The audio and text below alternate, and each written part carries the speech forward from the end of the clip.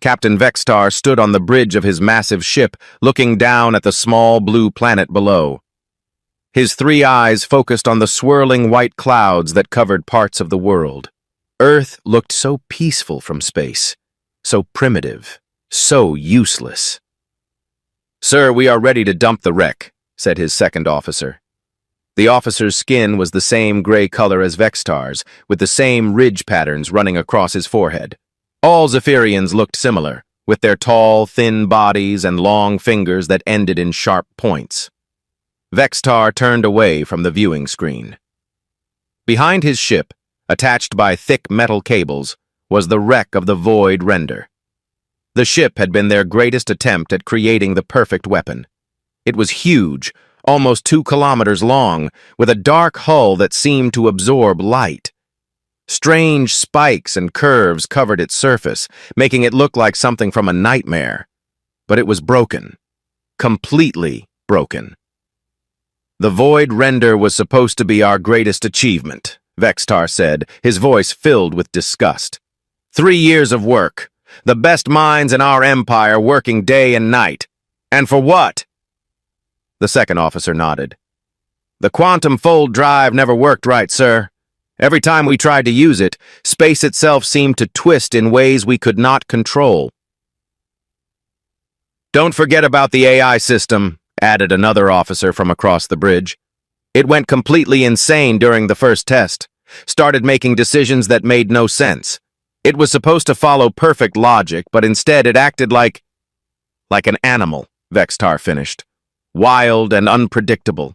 Everything we built into that ship failed because it could not handle the power we gave it. The engines were too strong. The weapons were too complex." Vextar walked to the front of the bridge.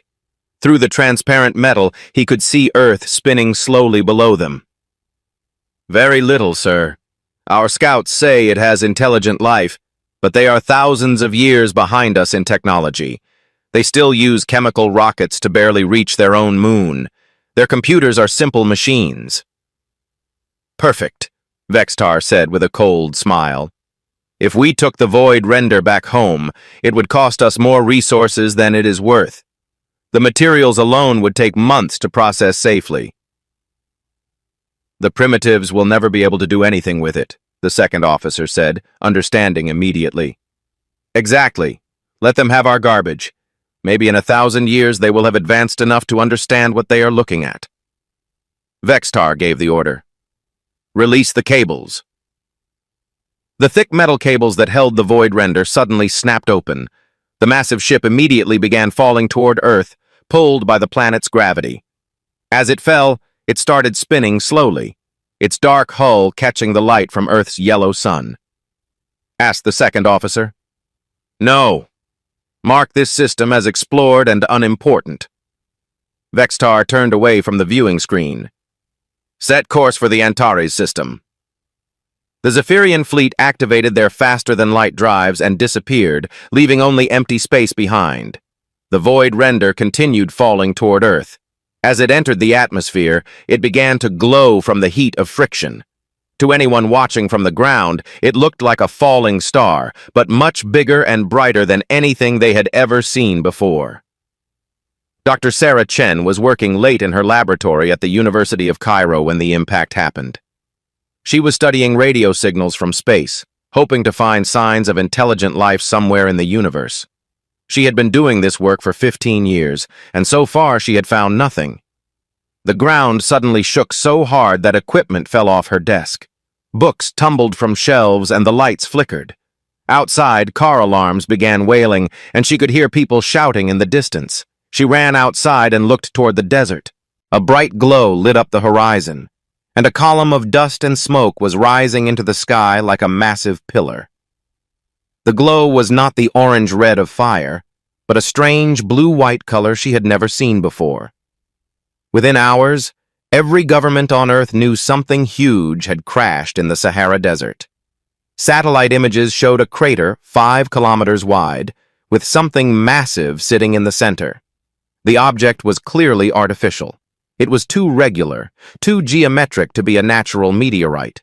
Military forces from Egypt, the United States, Russia, and China all rushed to the crash site. When they arrived, they found something that made no sense. The crashed object was a ship, but unlike anything humans had ever built. It was enormous, with a hull made of some kind of metal that seemed to shift color in the light. Strange symbols covered its surface, and parts of it seemed to bend space around them in impossible ways. Teams of scientists arrived within days. They brought every piece of equipment they could think of, from simple metal detectors to complex computer systems designed to analyze unknown materials. Nothing worked. The ship's hull was harder than diamond, but their strongest drills could not even scratch it. X-ray machines showed nothing. Even nuclear magnetic resonance scanners produced only static. Dr. Chen arrived with the third wave of scientists. She had convinced the Egyptian government to let her join the research team, arguing that someone who studied signals from space might understand signals from an alien ship.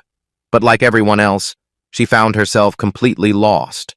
The ship was clearly made by an intelligent species far more advanced than humanity. Every surface was covered with symbols that might have been writing, or controls, or decorations. No one could tell. After 6 months of failure, most governments began to lose interest. They posted guards around the site and left a small research team to continue studying the ship, but their attention moved to other problems.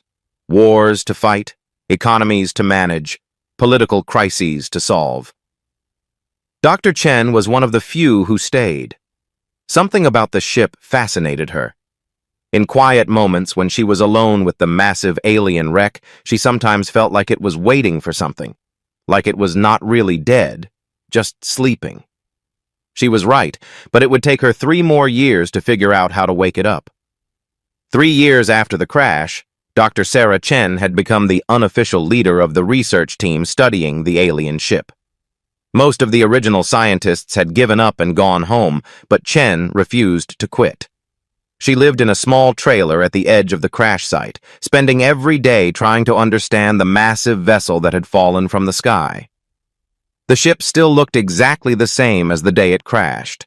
Rain, sand, and wind had no effect on its strange metal hull. Even the symbols on its surface looked fresh, as if they had been carved yesterday instead of sitting in the desert for years. Chen had tried everything she could think of. She had played music at the ship, thinking the aliens might use sound to communicate. She had shined lights of every color on its surface. She had even tried touching it with different materials, hoping to find some kind of hidden switch or sensor. Nothing worked. On a hot Tuesday morning in July, Chen was testing a new idea. She had brought a modified radio transmitter to the ship, one that could broadcast electromagnetic signals at frequencies much higher than normal radio. She was slowly adjusting the frequency, hoping to find something that would make the ship respond. As she turned the dial, she felt a strange tingling sensation in her head. She paused and turned the dial back. The tingling happened again, stronger this time. It was not painful, but it felt like static electricity running through her brain. She kept adjusting the frequency, and the feeling got stronger. Suddenly, she felt dizzy and had to sit down. The world seemed to spin around her, and for just a moment, she thought she could see strange lights dancing at the edge of her vision. When her head cleared, she noticed something amazing. One of the symbols on the ship's hull was glowing with a faint blue light. Chen grabbed her radio and called her assistant, Dr. James Morrison, who was working at the base camp 5 kilometers away. "James, you need to get out here right now." "What happened?" "Just hurry." 20 minutes later, Morrison arrived with the portable electroencephalogram machine they used to monitor brain activity during experiments. Chen quickly explained what had happened and asked him to connect the scanner to her head. "This seems dangerous, Sarah. We've been sitting here for 3 years with no progress. This is the first time the ship has responded to anything." Morrison attached the electrodes to Chen's head and started the machine. Then Chen turned on the radio transmitter and slowly adjusted the frequency. As the tingling sensation started again, Morrison watched the scanner in amazement. "Your brain waves are going crazy," he said. "It's like the signal is syncing up with your neural activity." The glowing symbol on the ship got brighter. Then, amazingly, more symbols began to light up. Lines of soft blue light spread across the hull like veins, connecting the symbols in complex patterns. Chen felt the tingling grow stronger, but now it did not feel uncomfortable. Instead, it felt like her mind was expanding, like she could suddenly think more clearly than ever before. And then, just for a moment, she felt something else in her head. Something that was not human.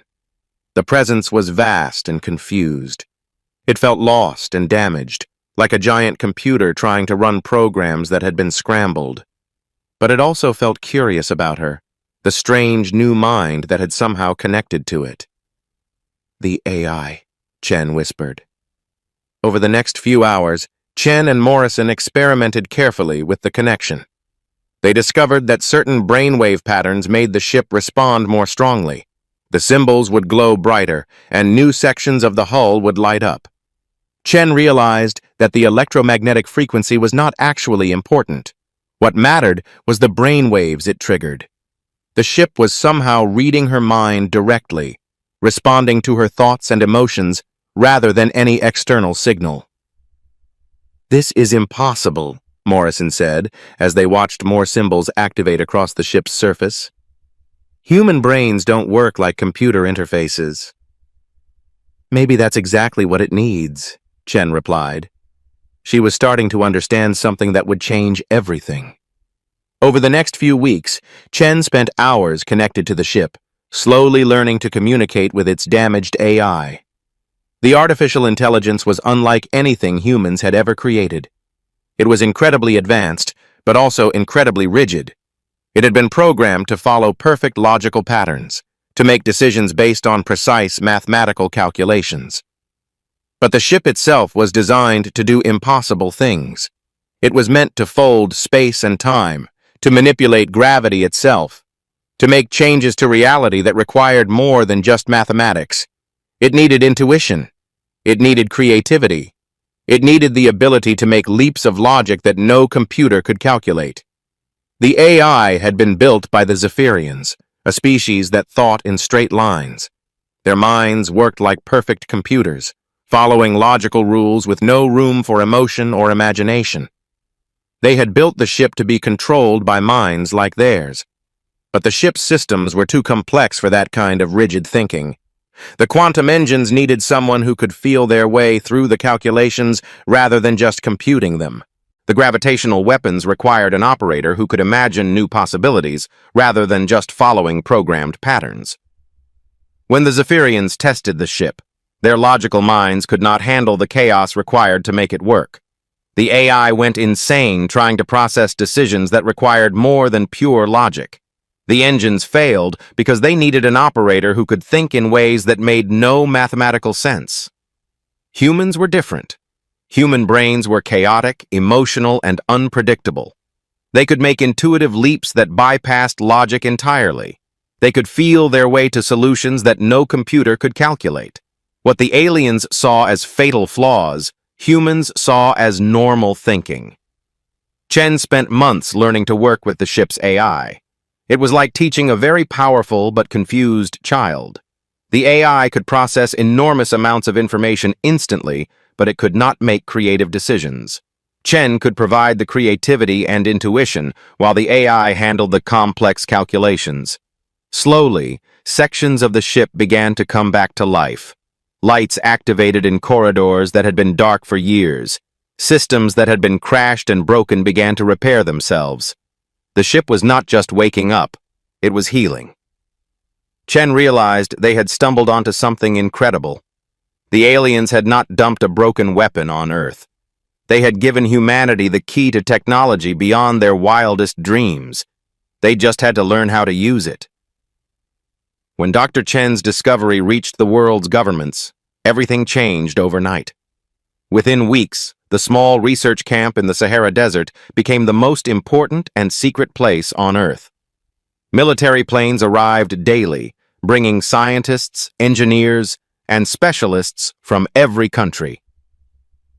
The world's leaders had decided that this alien technology was too important for any single nation to control. They created an international team with the best minds from every field of science and technology. Chen found herself promoted from a lonely researcher to the director of the most ambitious project in human history. The trailer she had called home for 3 years was replaced by a massive underground complex built around the alien ship. The facility had laboratories, workshops, living quarters, and computer systems more powerful than anything that had existed before. But even with unlimited resources and the world's best minds, the work was incredibly difficult.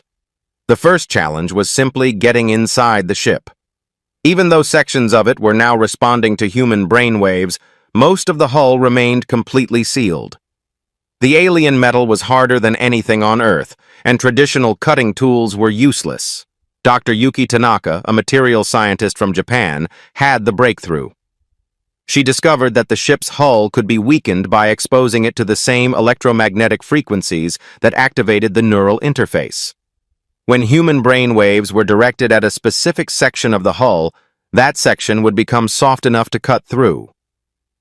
"It's like the ship knows we belong here," Tanaka explained to Chen as they watched engineers carefully cut an opening into the ship's side. Once they got inside, the team found themselves in a world of impossible technology.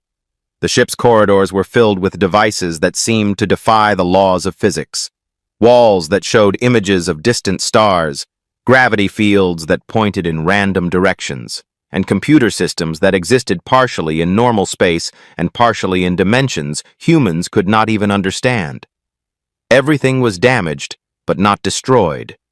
The ship's AI, which the team had nicknamed Phoenix, helped them understand what each system was supposed to do. But fixing them required more than just technical knowledge.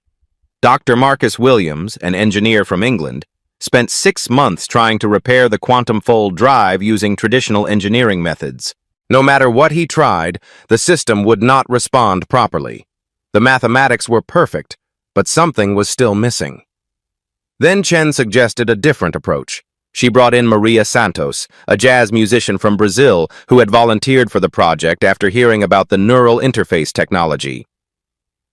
"Music is just mathematics with emotion," Chen explained to the confused engineering team. Santos connected to the ship's AI while Williams worked on the drive. As she played different musical patterns in her mind, the quantum fields began to stabilize. The drive was not just a machine. It was an instrument that needed to be played, not programmed. This discovery changed everything. The team realized that human creativity was not just useful for operating the ship. It was essential. They began bringing in artists, musicians, writers, and even video game designers to help solve technical problems. The ship's weapon systems were rebuilt by a team that included both military engineers and special effects artists from Hollywood. The gravitational manipulators were tuned by physicists working alongside dancers who understood how to move through three-dimensional space in ways that mathematics alone could not describe. The most important breakthrough came when they tackled the ship's AI system. Phoenix was incredibly powerful, but it was also deeply damaged by its inability to process the creative decisions the ship required. Dr. Chen worked with a team of computer programmers and psychologists to create a new kind of interface. Instead of trying to fix the alien AI, they built a bridge between human consciousness and the ship's computer systems. The new system allowed a human pilot to temporarily merge their mind with Phoenix. The human would provide creativity, intuition, and emotional understanding, while the AI would handle the complex calculations and data processing. Together, they would become something more powerful than either could be alone. Testing the new systems was dangerous work. The ship's weapons could destroy mountains. Its engines could tear holes in space itself. Every test had to be conducted with extreme care. The first successful test flight happened on a cold December morning, exactly 5 years after Chen had first connected to the ship. The massive vessel, now renamed Terra's Hammer, rose slowly from its crater and hovered a kilometer above the desert. Dr. Chen was the pilot, her mind connected to Phoenix through the neural interface.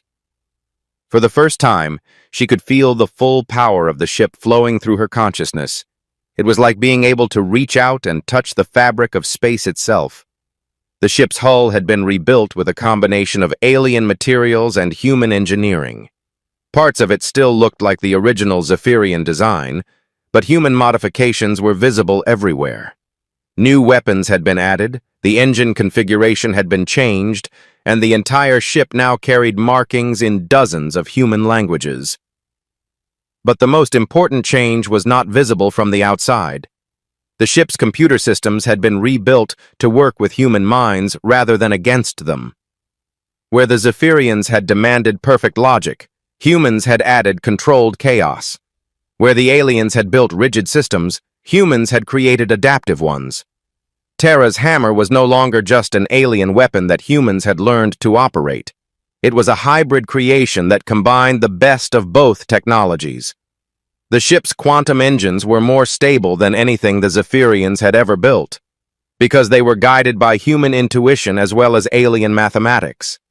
The gravitational weapons were more precise than their original design, because human pilots could feel the flow of space-time in ways that no computer could calculate. And the AI system was more creative and adaptive than any artificial intelligence that had ever existed, because it was constantly learning from its human partners. During the 5 years of reconstruction, the international team had become like a family. Scientists from countries that had been enemies learned to work together. Artists and engineers who had never understood each other's work found ways to combine their skills. Chen stood on the bridge of Terra's hammer as it completed its first successful flight, looking down at the Earth through the ship's advanced sensors. The planet looked the same as it always had, but she knew everything was about to change. Humanity had taken the aliens' garbage and turned it into something incredible. They had proved that their chaotic, emotional way of thinking was not a weakness to be overcome, but a strength that even the most advanced civilizations in the galaxy could not match. But they were about to discover that the galaxy was not ready for what they had created. Admiral Vextar stood in the command center of his flagship, staring at the data displays with growing disbelief. 8 years ago, he had been a simple captain dumping broken garbage on a primitive world. Now, he commanded an entire fleet, and he was looking at sensor readings that made no sense. "Run the scan again," he ordered his sensor operator. "I have run it 6 times, sir. The results are the same. There are massive energy signatures coming from the third planet in this system." Vextar's 3 eyes narrowed as he studied the data. "That is impossible. We dumped the void render here 8 years ago. Even if the primitives somehow got inside it, they could never have repaired the quantum systems." "Sir," interrupted his communications officer. "From the planet? It appears to be some kind of greeting, sir." Vextar felt a cold sensation in his stomach. Something was very wrong here. The large display at the front of the command center flickered to life, showing the image of a human female with short black hair and tired-looking eyes. She was wearing some kind of blue uniform that Vextar had never seen before. "This is Admiral Sarah Chen of the Earth defense ship Terra's Hammer," the woman said in perfect Zephyrian language. Vextar's hands clenched into fists. The primitive was speaking his language flawlessly, and she had just claimed to command something called Terra's Hammer. The name meant nothing to him, but the fact that she could communicate at all was disturbing. Asked his second officer. "I don't know, but we are going to find out. Signal the fleet to maintain formation and approach the planet slowly." As the Zephyrian fleet moved closer to Earth, their sensors began picking up more detailed information. There were definitely quantum energy signatures coming from the planet, and they were getting stronger by the minute. Then, rising from the planet's atmosphere like a dark angel, came Terra's hammer.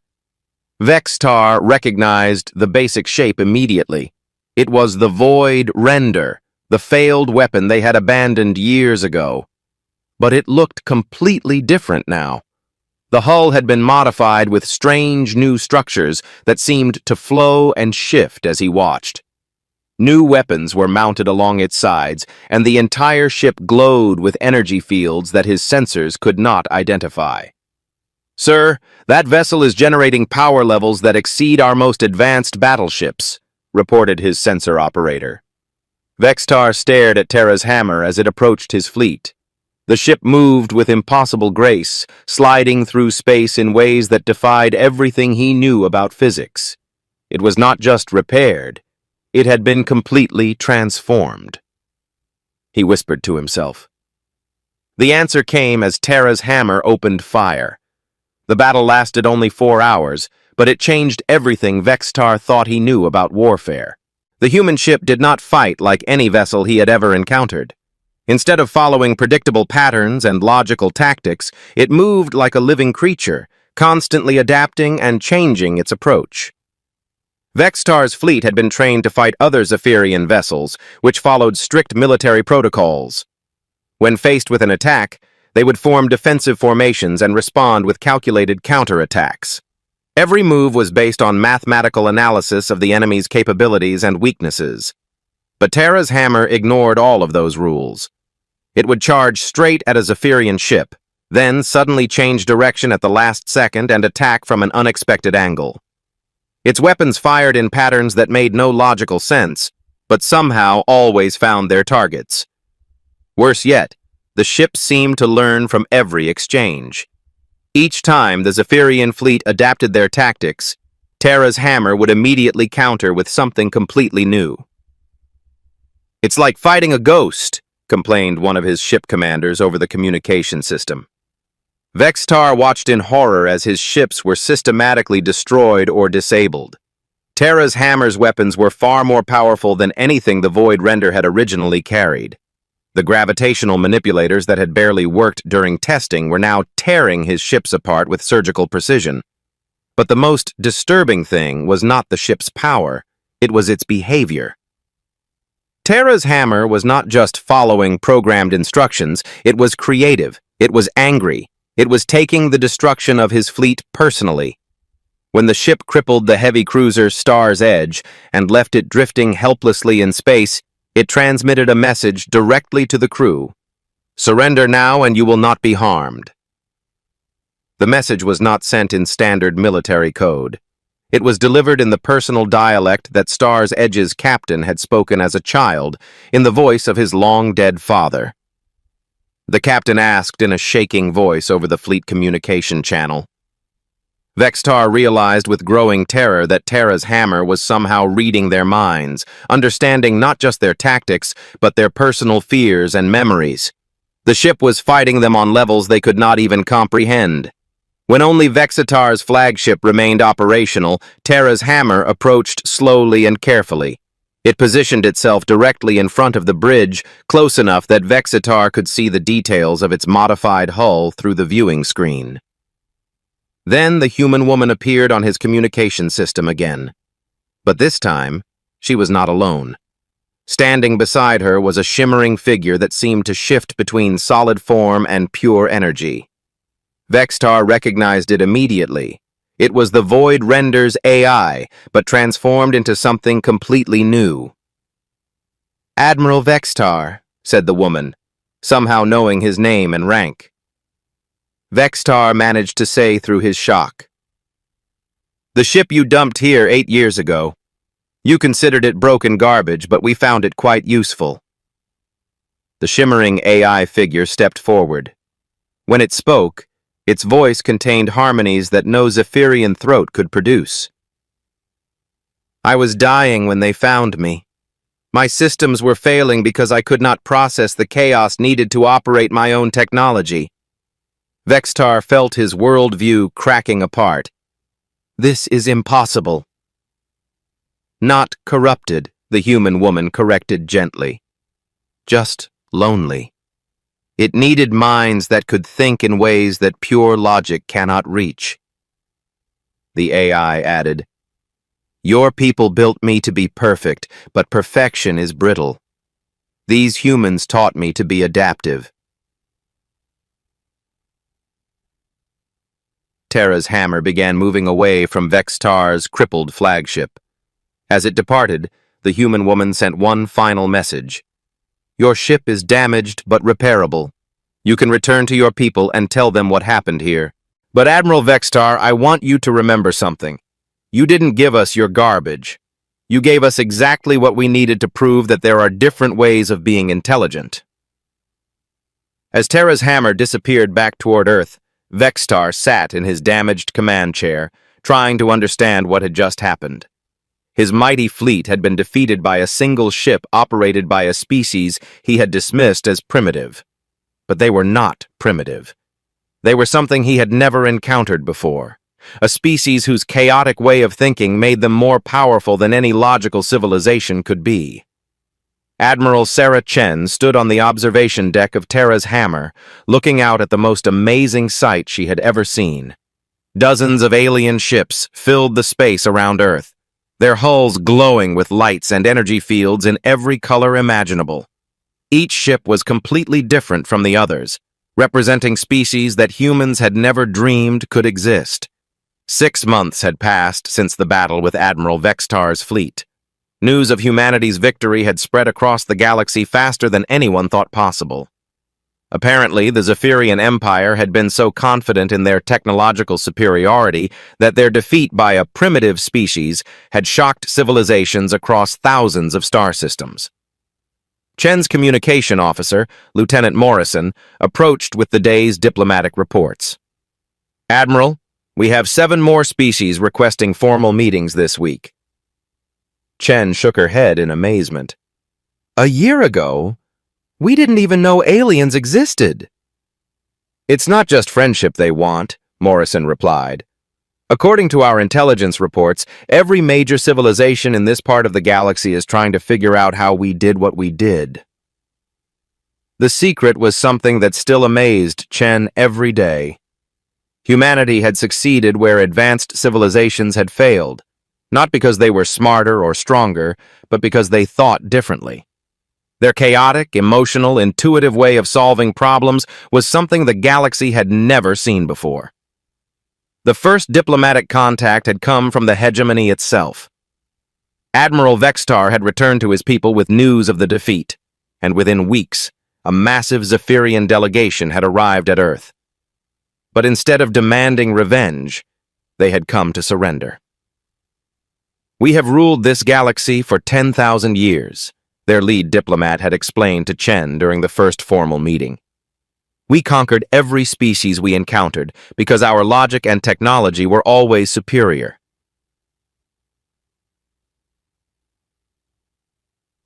The Zephyrians, it turned out, were not evil conquerors. They were more like cosmic accountants who had become the galaxy's rulers almost by accident.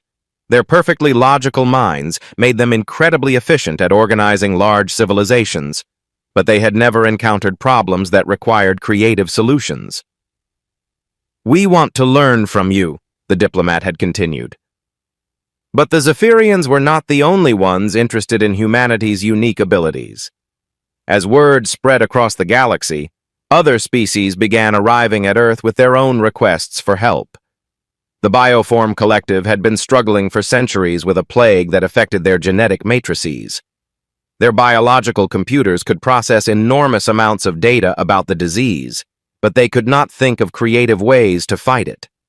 Human doctors, working with artists and musicians, found a solution in 3 weeks by treating the plague like a musical composition that needed to be harmonized rather than destroyed. The machine minds of Proxima had built themselves into a perfect logical loop and could no longer change or grow. Human programmers, working with psychologists and philosophers, helped them understand that growth required the willingness to be temporarily imperfect.